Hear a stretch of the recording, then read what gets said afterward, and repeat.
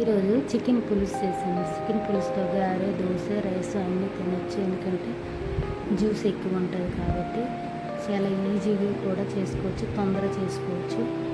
దీనికి 1/2 KG chicken అండి. 1/2 KG chicken శుభ్రంగా క్లీన్ చేసి పెట్టుకోవాలి. క్లీన్ చేశాక అందులో ఉప్పు, కారం, పసుపు, చికెన్ మసాలా పౌడర్, ధనియా పౌడర్, కొంచెం ఆయిల్ వేసి బాగా కలిపి ఒక 10 నిమిషాలు పక్కన పెట్టుకోవాలి.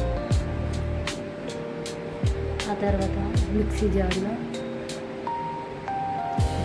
అల్లము, తెల్లుల్లిపాయలు, ధనియాలు, జీరా, టమాటా ముక్కలు, కాజు అన్నీ వేసి గ్రైండ్ చేసి పెట్టుకోవాలి. వీడియోలో కనిపించే విధంగా చూడండి. ఆ తర్వాత స్టవ్ పైన కడాయి పెట్టి ఆయిల్ వేసి ఆయిల్ హీట్ అయ్యాక అందులో తెల్లుల్లిపాయలు, పచ్చిమిరపకాయలు, ఉల్లిపాయలు వేసి కొంచెం వేగాక ఇది పేస్ట్ అందులో వేసి తిప్పాలండి.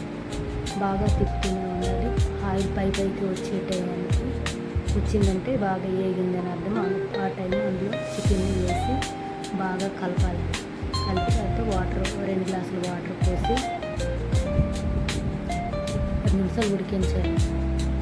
బాగా ఉడికాక చిక్కగా అయ్యాక స్టవ్ ఆఫ్ చేసేవాడి. లాస్ట్లో కొత్తిమీరని జరుపుకొని చికెన్ పులుసు ఎలా వేసి ఈ విధంగా చేయండి, చాలా బాగుంటుంది. గ్రైండ్ చేసి అన్నీ ఒకసారి పెట్టుకోండి. చాలా బాగా వేపాలి. అయితే పచ్చి వాసన ఉండదు అన్నమాట మసాలా. అయితే చికెన్ అందులో వేసుకొని చాలా టేస్ట్గా ఉంటుంది. తొందరగా కూడా పని అవుతుంది. ఈ విధంగా చేయండి. అంతేనండి.